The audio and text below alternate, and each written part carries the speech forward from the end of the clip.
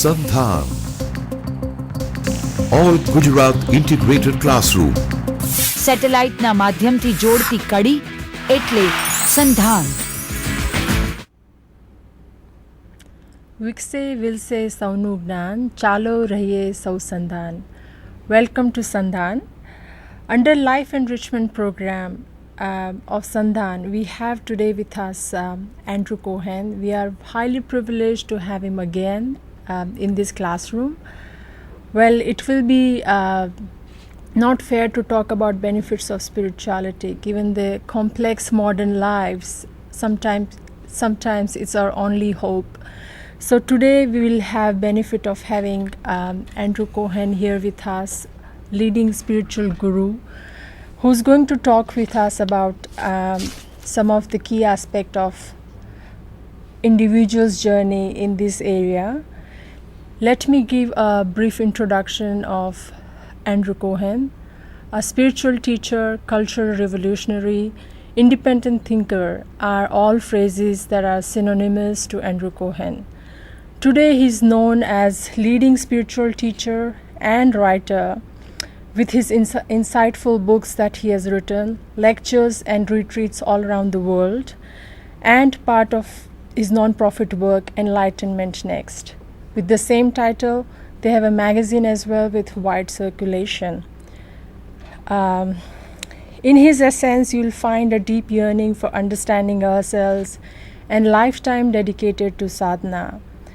That is something you can tell through his commanding presence. I wouldn't take very long time on this, and let's start with our conversation with Andrew. Welcome, Andrew. Hello, good It's morning. our privilege to have you here. It's my pleasure. Andrew, please tell us a little bit about your spiritual journey of evolutionary enlightenment. About my journey. You mean you want to hear about a little bit of my life story? Yes. My life story? Okay. I mean how this happened to me, how I ended up being here with you today? Exactly, yes. Because our audience will be very curious about it. So, I'm American. I'm from New York City. And I was brought up in a Jewish family.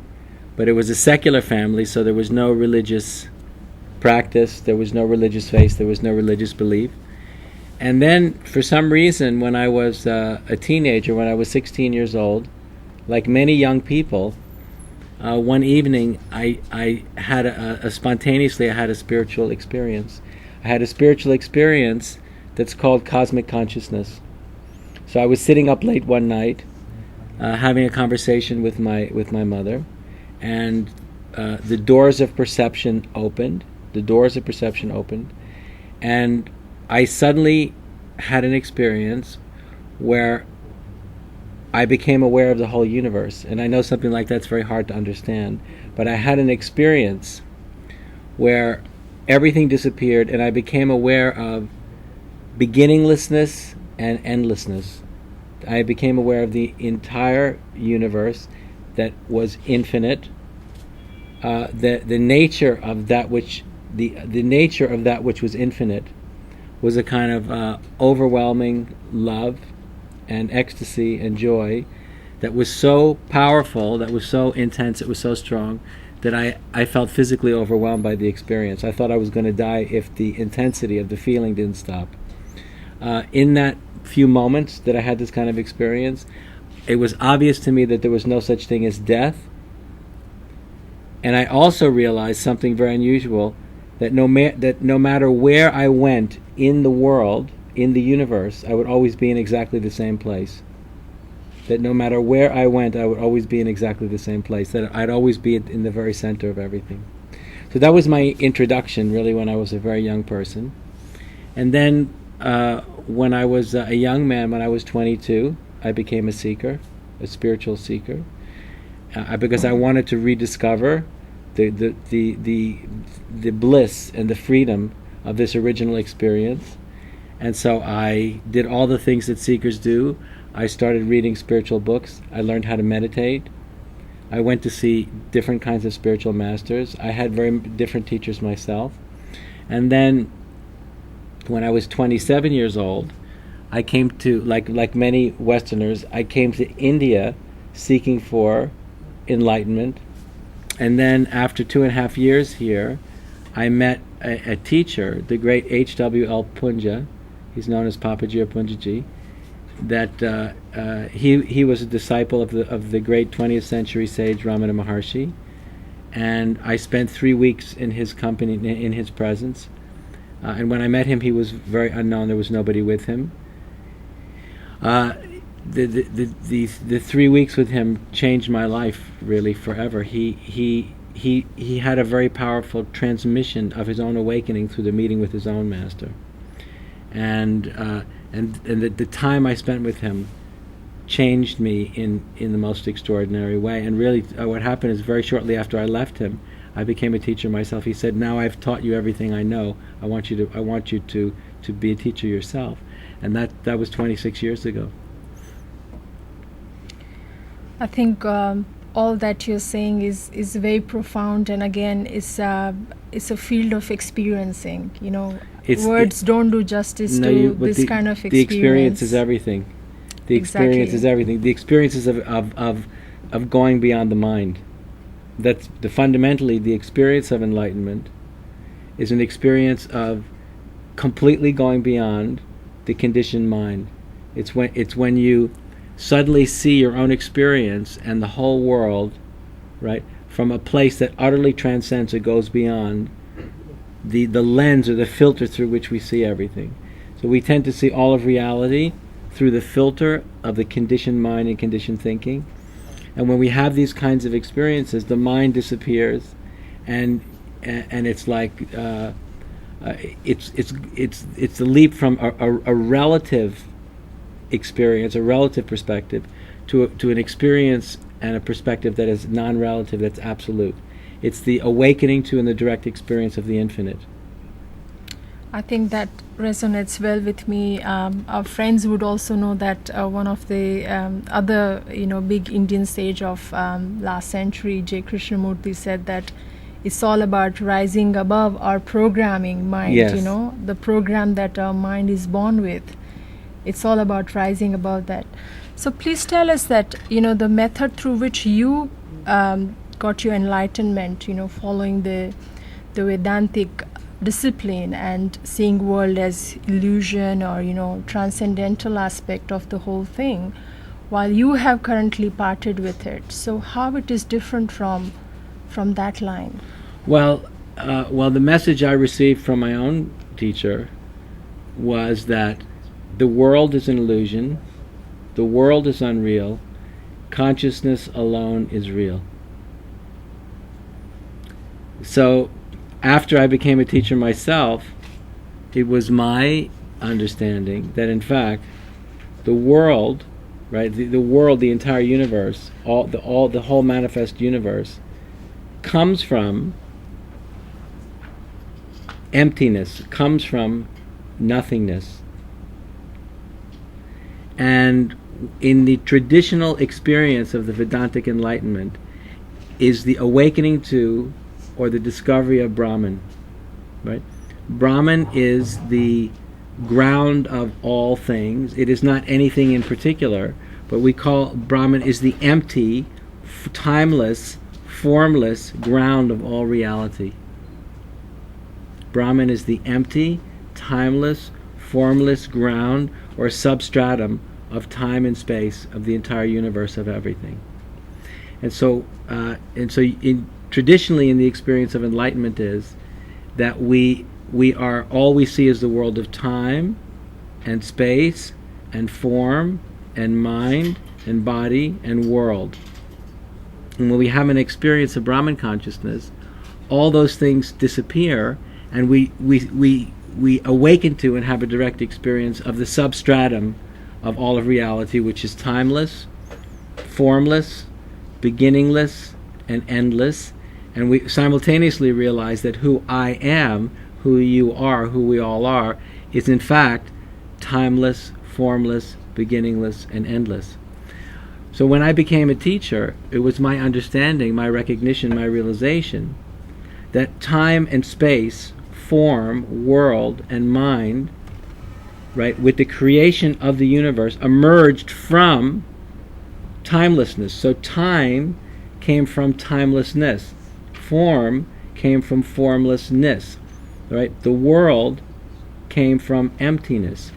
And so in that realization, I had an understanding of what the Buddha was speaking about, because the Buddha made the famous declaration when he gave the Heart Sutra. He said, form is emptiness and emptiness is form. He said the form is emptiness and emptiness is form, which means the world is one with the timeless ground of emptiness, and emptiness is the world. They are one and not two. So from that understanding, I realized that the world is also real. The world is also Brahman. The world is also God. So for that reason, I began to embrace the world, embrace the human experience as a manifestation, an expression of Brahman, an expression of God, and was no longer trying to transcend it or be liberated from it in the way that many of the traditional Vedantins try and do. They want to win freedom from or liberation from the mind, from the body, from time, and from the world. And I realized because the world is one with the timeless, formless Brahman, that God is here in the world as us, if only we have the eyes to recognize it. It's all sounding fantastic and paradoxical at the same time. Very paradoxical. So let me but ask you something. The nature of ultimate truth is always paradoxical. That's the nature of ultimate truth, absolute truth, is always paradoxical. So let me, since you're mentioning all this, and India being predominantly Hindu countries, and most of our students would have come across this as the schools of Vedanta. Does it relate to any of that, the Advait or Dvait, like duality or no duality? So are you for the any of that side, that it's all one? There is no duality. I embrace both Advaita, which is non-duality. Mm-hmm. Non-duality would tell us what I was just saying, that form and emptiness, time and timelessness, form and formlessness are one and not two. So Advaita says there's only one and not two. So this is my experience, and this is what I believe, and this is what I preach. But I also am an advocate of Dvaita, which is that there is an absolute reality, right, and there's a relative reality, and they're both real. Okay, so we have to honor both, and I also believe the world is relatively real. It's also real, is relatively real, and as I was saying, that has to be honored and respected, as also the world is an expression of the divine in manifestation. And I also feel that because we're human beings, because we're incarnated human beings, learning how to fully embrace the world, the human experience exists in the world. So if we learn how to recognize that the world is Brahman, the world is God, it will enable us to fully and wholeheartedly embrace the human experience and embrace the world of time and space in which we're living. And this is a response to the traditional Eastern notion that says that moksha, or liberation or enlightenment, means finding a way to transcend the world, transcend the body, transcend the mind, go beyond the world, go beyond the mind, and ultimately, they say, to be a liberated person means you never have to come back here. And I think this way of thinking is outdated, because in my thinking, it has taken the universe about 14 billion years of creative work to make it possible for human beings with complex minds to enter into this process. It's taken the universe a long time, 14 billion years. And from an evolutionary point of view, and this is what I'm very much interested in, is the evolution of the cosmos, the evolution of life, the evolution of consciousness and culture. From an evolutionary point of view, we can say that the universe, and this is a kind of a complex idea, that the universe is only beginning to become conscious because human beings are only beginning to become conscious of the entire creative process. Human beings have only recently gained the capacity to become conscious or aware of the entire creative process. And when human beings become conscious of the entire creative process, God, or Brahman, who created the world, also gains the power to be aware of the creative process. In the traditional ideas of Brahman, we believe, we imagine, we have a fantasy or a picture in our minds that God is a divine being who exists outside or beyond the process that he or she created, separate from it. But when we embrace a new kind of evolutionary orientation to life and to creation, we realize that God or Brahman is one with and inherent in the creative process that he or she gave rise to. So Brahman is the world and is inherent in the world, right? And the way that Brahman gains the capacity to recognize and awaken and to know him or herself is when a human being gains the capacity to recognize these deeper dimensions of reality, can experience these higher and deeper states of consciousness, can recognize these truths. Brahman has that experience at the same time. Brahman is not a being that exists outside the process, that's separate from the process. Brahman is inherent in the process, and when we realize that truth, then what we're calling Brahman realizes it at the same time. And this is a different way of understanding what the great traditions tell us, because the great traditions tell us that these higher states and higher perspectives pre-exist, but in a new way of this is a little bit complex, but anyway, in a new way of understanding these truths, that these states and these truths co-arise, simultaneously arise, as the sentient being reaches a point in their own development when they can begin to realize them or grasp them. So I understand you advocating for the view that somehow we as humanity, we are ready for that evolution at a different scale. Well, very much so, but the simple point here, which is important, is that Brahman is evolution. Evolution is the creative process. The creative process is what caused something to come from nothing 14 billion years ago, what caused the Big Bang to happen, what caused the universe to exist, what's causing the universe to exist is Brahman, is God. Human beings aren't separate from Brahman. Brahman is the creative process. Brahman is evolution, which means you are and I am evolution itself.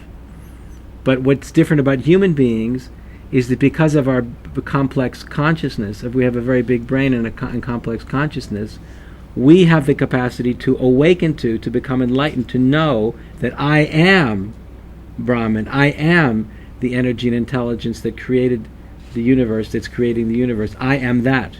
I am the creative process, awakening to itself and becoming conscious of itself in the form of the body, mind, and personality of Jolly, or the body, mind, personality of Andrew. I am the energy and intelligence that created the universe in the form of the body, mind, personality of Jolly or of Andrew, which means I am Brahman.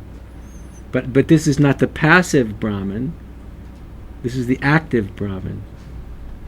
I am the creator. You are the creator. So it means that this is your female Indian body and mind, my American male Indian body and mind, is an appearance or is an external form through which Brahman, or the energy and intelligence that created the universe, engages with the process that it created. I, as the creator, can only consciously engage with the process that I created through the highly evolved and complex consciousness of a human being. So therefore, to be human is everything, because a dog, a cat, a bird, a snake, a butterfly, and an elephant doesn't have the capacity to engage with the creative process with as much consciousness and self-awareness and perspective as a human being. So therefore, being a human being in this way of understanding is the most important thing. Because if a human being has the enlightenment experience, has the awakening, then he or she knows, I am God. But the difference here is not the passive Brahman, right, which is the traditional Vedantic definition, is I am Brahman, I am that, it means the unborn, the uncreated, timeless, formless Brahman.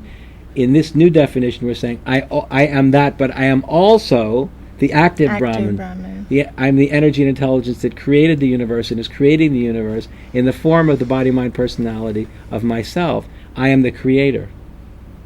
And for a human being in the 21st century, this new enlightenment, knowing I am the creator, I'm the energy and intelligence that created the universe in the form of myself, can empower us spiritually, right? Like nothing else can. We because knowing that you are spirit in the form of the creator spiritually empowers us, spiritually energizes us to be able to have a kind of creative impact on the world that otherwise we wouldn't be able to do. That's very interesting. And while you were saying that, Sanskrit quote came in my mind, Aham Brahmasmi, but you are saying go that. beyond that and say you are active, you are the one doing it. Well, we're just adding. We're saying that I am that has meant traditionally, I am the passive, silent. I am Brahman, the passive, silent witness and observer of all things. I am not. I'm not the doer. I'm the observer. I don't do anything. I'm just observing everything. Right?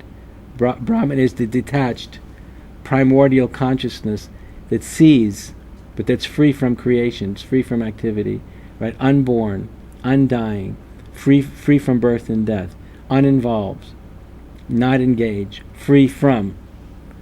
So we're saying this is one dimension of Brahman, but the other dimension of Brahman is creative and active and fully engaged. Because who created the universe? The only being who could create the universe would be God. God is Brahman. Brahman created the universe. Brahman created the world. Brahman created the entire creative process. Brahman is the entire creative process. And I believe that in the 21st century, this active manifestation and expression of Brahman is a more relevant experience of Brahman, interpretation of Brahman, for the reality of the lives that we're living, than merely the awakening to the Brahman who's disengaged and free from the creative process. That's again very profound thought, because then that gives a lot of answers to the conflicts a lot of people we face today, that if that's ultimate reality, then what about this? Exactly. Because we know this, we don't know about that, what it is. Right. So how to engage with this one, what we see. So what we say now is that this is also ultimate reality. we say that. So we should try to make this as best as possible, while not think about.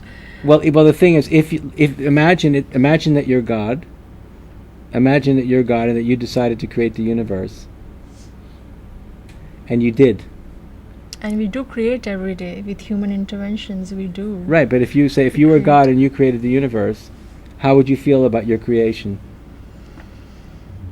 You'd feel very invested in its development, the way a mother feels about Exactly. when she gives birth to a small child. She feels very invested in the health and the well-being and the development of the small child. So if you were God and you created the universe and you created the world and you created human beings and you created life and consciousness and culture, you'd be very invested in where it was going. Well, you have a huge stake in that then. You Definitely. would have, if you were God, you'd actually have an absolute, this is the difference, you'd have an absolute stake in it. Yeah. And even more, to take it to non-duality, not only would you have an absolute stake in it, but it also is you. But it's the you who can develop and grow and become. The active Brahman, the passive Brahman, can't develop. It's going to be an observer only. Right, there's no development. But this is the part of you that can develop, that can evolve.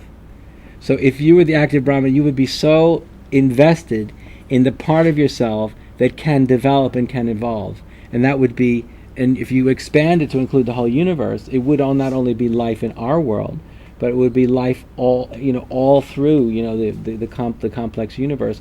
You'd be completely invested in the developmental potential inherent in the creative process. That would be the most exciting thing for you, because looking at the traditional point of view, we could say that as Brahman, you have already been doing nothing for eternity. Right? You've already been doing nothing for eternity. So this creative process is a new adventure for you.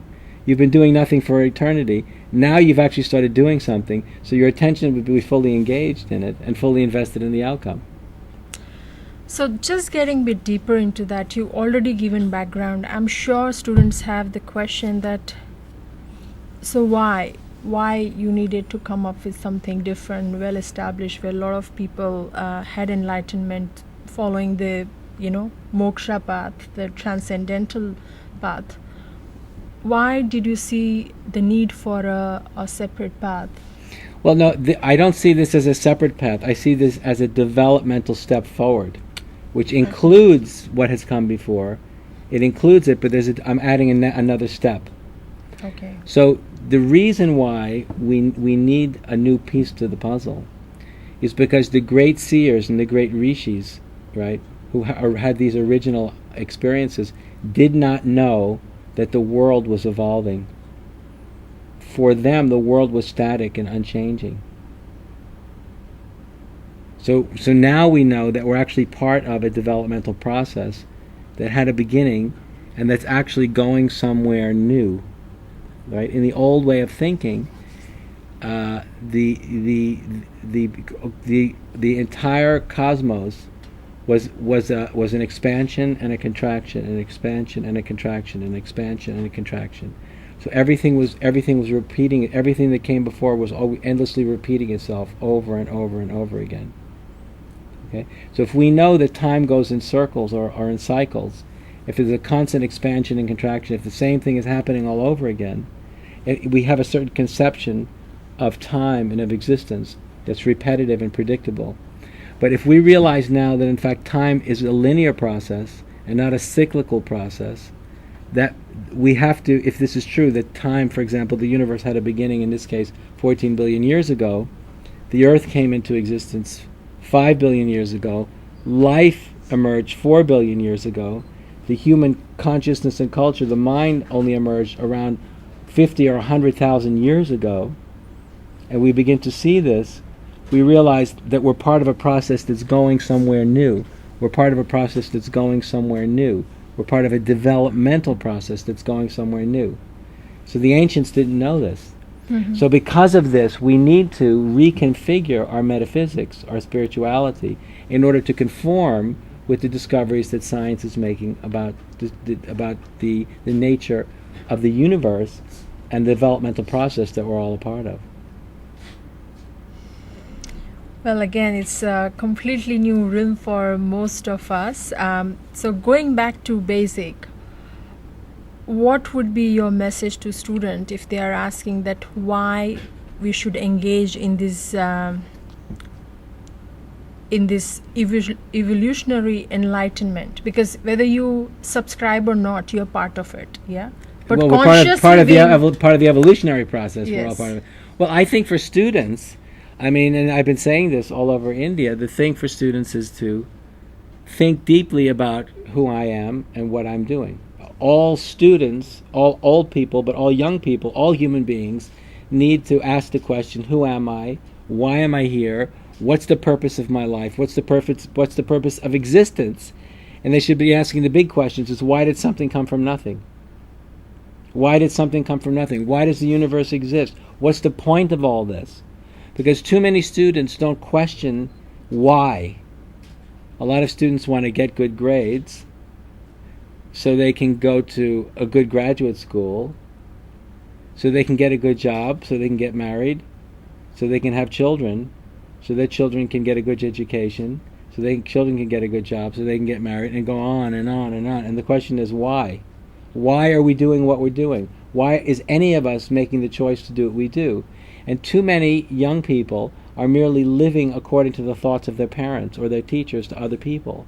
We're merely just following what other people tell us. We don't think our own thoughts. We don't live our own lives. So I want to encourage all the young people listening to have the courage to question, why? Who am I? Why am I here? What is the purpose of existence? Why did something come from nothing? What is the how do I make sense out of the experience of being human? And what is the most meaningful way for me to live this precious human birth? And I think not enough human beings, and certainly not enough young people, struggle with these kind of questions. We just kind of go along. We meander along, We just meander through and believing what other people tell us we should do instead of finding out for ourselves what the right way actually is. Okay, I'm going to play devil's advocate at this point, and Please do. I'll say that I'm not afraid of the devil. So I'll say that if I can live my whole life, not asking those uncomfortable questions, what's wrong with that? They're not yeah? uncomfortable questions. They're exciting questions. So why this question in the first place? That why seeking? Why enlightenment? Because because when you ask these questions and you're very serious about it, you can have an awakening. An awakening is the most powerful experience a human being can have, and that is the direct experiential recognition or discovery of an absolute, non-relative truth, dimension, reality. It's like you come face to face with God, so to speak, with the absolute, with the infinite. And when that happens, it changes everything. It just absolutely changes everything, because you have an experience, you actually have a direct experience of that which is ultimate, that which is not relative, but that which is ultimate. And when you come to face with it, it relieves you of doubt and fear, division and ambivalence. It changes everything. It changes everything. It sets your heart and your mind completely free. And to be an enlightened person, the knowledge of the absolute, of the freedom and liberation of the absolute, becomes a foundation from which you can live a life that of creativity and freedom. Does that make sense? That does, totally, to me, and I hope to our students as well. So this was going to be my next question after a different one, but I'll jump to the fifth question instead, fourth one, because we talked about your message to student about the independent awakening and thinking independently. Coming from India, it took me a good while to rise to the level where I really understand what is independent thinking and critical thinking, because the family setup, the colonial past, everything discourages people to have independent thinking, independent voice and critical thinking. So given that context, what would be your key message to students about how to come out of it? Why in the first place, and how to come out of it to engage at this level? Well, the question is, do we want to be our own person, or do we want to be someone else's person? So the question I've been asking students all over India is, are you thinking your own thoughts, or are you thinking someone else's thoughts? Are you living your own life, or are you living somebody else's life? And unless we are willing to struggle with these kinds of questions, it's inevitable that we are going to be a conditioned robot who's been programmed by someone else's mind.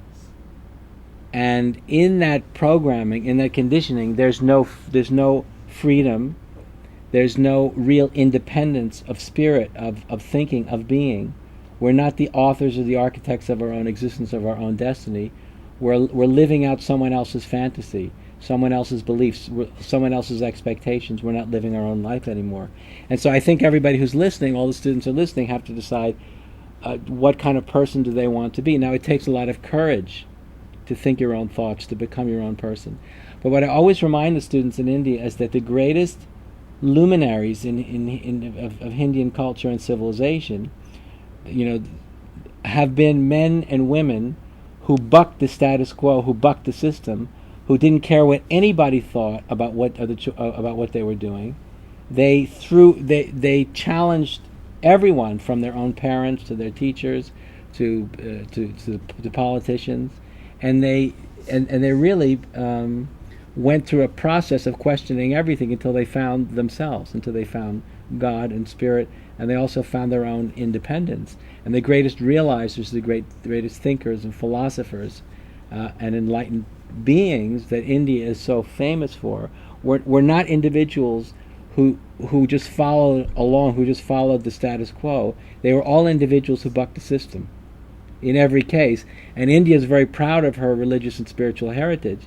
But we have to know what those individuals she's most proud of were all individuals who bucked the system, all revolutionaries. They're all radicals in their own way, who did exactly what they wanted to do in order to find their own truth, and they weren't merely following along in other, and doing what culture was telling them they needed to do in order to fit in, to do the right thing, to please their parents, to please their teachers, to live up to the expectations of their culture. None of them did that. I think that's a very big message for our students. I would say that a lot of you would relate to the fact that you took science, commerce, or arts because your parents wanted you to take that. So you are just brought up with that, thinking that you suppress your own dreams or thinking just to follow a life of pattern. And same goes for like future decisions about, choosing your life partner or what kind of profession you want to go for. So I think it's very primary step, first of all, to be your own person so you can live your life. Yeah, and also because India comes from a very traditional culture. So in a traditional culture, you do what is expected of you. You marry who your parents want you to marry. It's a very duty-driven culture. It's a duty-driven culture, but the reality is that India is moving from traditionalism to modernism. So India is entering into a new cultural epoch, and we have to, and Indians, young Indians especially, have to take responsibility for the truth of that, and that's a big step. So therefore, because the world is changing that we're living in, we have to take responsibility for the reality of the changes that we're living in the midst of. And one interesting thing is that as we go from a traditional world to a modern world, unfortunately, and this is especially true in India, the greatest gift that comes from a traditional orientation or a traditional worldview is the unquestioned belief in the absolute is thrown away. Because when we enter into modernism, we usually embrace a scientific materialism as our new form of religion. And so when we embrace scientific rationalism and scientific materialism as our new religious orientation, we throw out our own deepest interiors, the deep interiority, which this particular culture is so rich in.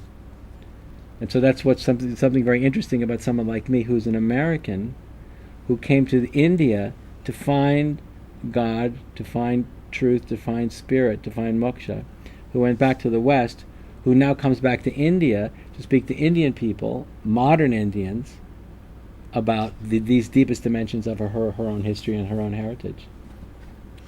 You read my mind, Andrew, and you just go to the next question. So my next question was also about, like West, even Indian society is changing. It has always changed and it keeps changing. And how has been your experience about talking in culture, like in Western culture, where it's very individualistic? And I understand the fundamental aspect of the evolutionary enlightenment that you talk about is also the collective part of it, that doing it collectively, bringing the revolution collectively. So for me, when I read about it, I thought, I was always told since, childhood that this journey is, we come from a very collective society, but when it's about spirituality, it's a soul journey, it's your own journey. So another aspect where I thought, this was a bit paradoxical, that you're talking about doing it collectively and creating a community who evolves together and reaches enlightenment together. So both, the modernizing India, where, there is growing sense of individualism, and West, how do you see this, and what has been your effort in terms of doing it collective, the experience? Well, we have to know when you go from traditionalism into modernism, when you enter into a modernistic cultural context, it's really about the freedom. It's about the freedom and the creative potential of the individual. In a traditional culture, it's about the family, and it's about our family and our bonds with our family and our collective. Now the thing is, when we move into modernism and we discover our individuality, we discover the freedom to be ourselves, which is the great gift of modernism and also postmodernism. We discover the freedom to develop and to be our own person, to question things, not merely to do what our parents have told us or what our teachers have told us, but we discover a capacity to self-author our own lives, right? To become masters of our own destiny. This is a very big and important development in the evolution of human culture. Now, in terms of the way we relate to each other, what I'm interested in is something like this, that traditionally, as you were just saying, when someone had an experience of enlightenment or Brahman consciousness, it was an individual, it was an inner, subjective, private, personal kind of experience, kind of recognition. But what I'm very interested in is, if I have that kind of awakening, that kind of experience, that I know that I am that, and you have the same kind of awakening, and you have the same kind of experience, and you also know you are that, then I am the one God and the one Spirit. You're the one God, and you also know that you're the one God and the one Spirit. What happens when that one God and that one Spirit, in the form of Andrew, the American man, in the form of Jolly, the Indian woman, begin to relate to each other in the knowledge that they are both the one God, the one Spirit, the Creator, the energy and intelligence that created the universe, in these individualized forms. So if I know that I am that creative force in the universe, and you know you are that creative force in the universe, and these are merely sheaths or coverings or layers, these are merely vehicles through which that one creative energy and force in the universe can engage with itself, how will that affect the way we relate to each other? How will that affect the way we work together? And it will have a very big and profound effect on how we relate to each other and the way we work together. Because our relationship is going to be based upon the recognition that there's only one and not two. I am and you are that one without a second. In this case, as the creative principle in the universe. And that is going to liberate and empower and energize the way we relate to each other in a very unique and very specific way. And so the collective dimension of evolutionary enlightenment of what I'm teaching emerges when the individuals realize who they really are. That I'm not merely the separate individual who is part of a particular family, but I am the energy and intelligence that created the universe in the form of the body-mind personality of myself. And when I really know that, when it's not just an intellectual idea, but I really know it, and when you really know it, then the way we begin to engage with each other expresses that dynamic freedom and infinite potential of spirit itself. And that gives rise to a new cultural possibility, and that's what I'm very interested in.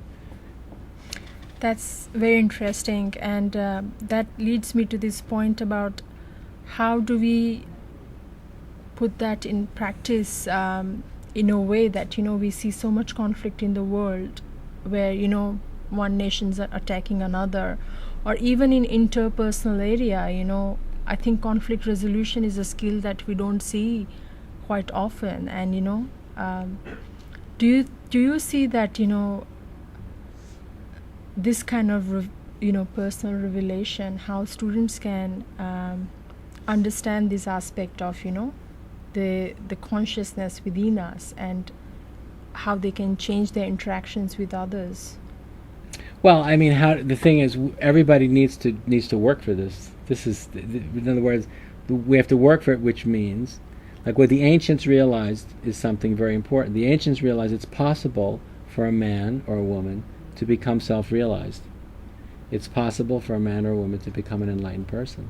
It's possible to develop in the most extraordinary way. It's possible for this kind of internal, miraculous, higher development to actually happen. Now, today, when we think about higher development, we're talking about studying, physics, science, management, engineering, this kind of thing. we're not right, and then getting a diploma so we can get a good job and make a lot of money. But higher development means studying science, mechanical sciences. But the ancients said, but there are spiritual sciences. There spiritual sciences where if you apply yourself, you can actually develop yourself spiritually. You can become a more complex, enlightened being. That kind of development is possible. So in what we're speaking about, the individuals involved have to believe very much in the potential of higher development. They have to believe that it's possible for human beings to develop morally, philosophically, and spiritually. Right? They have to believe it's possible for human beings to develop morally, philosophically, and spiritually. We can develop. We can become more evolved human beings in this life. We can do it now. We can become enlightened beings in this life if we want to badly enough. So the individuals who are interested have to all share this conviction, share in the belief in the conviction of higher development. I know that I can develop, and you know that you can develop, and we share that conviction. We also put it into practice. We have to learn how to meditate. We have to learn how to transcend our minds. We have to explore these different philosophical ideas, and we have to discuss them. And we have to question together who we are, why we're here, what the purpose of all this is. We have to energetically put it into practice as if our lives depended on it. As it has to become so important to us that we have to experience this conviction that unless we discover these answers, unless we involve in this way, life won't be worth living. We have to bring that much passion to it. But if we can bring that much passion to the inquiry, into the investigation, and come together in this way, something extraordinary, miraculous, and meaningful and purposeful will happen between us, and that will change everything. That's, I think, the big message for the day, and I'm sure putting this in practice will eventually make us capable of accepting others who are not part of this conviction, and accepting those who are different from us, because Certainly. That's one big challenge I think world and individuals facing today, where we all run out on our tolerance quota probably. So thanks a lot, Andrew, Thank for you very being much. on this program Thank you. today. Thank you very much. And you have given some really big messages. Thank you. Thank you very much. Thank you very much.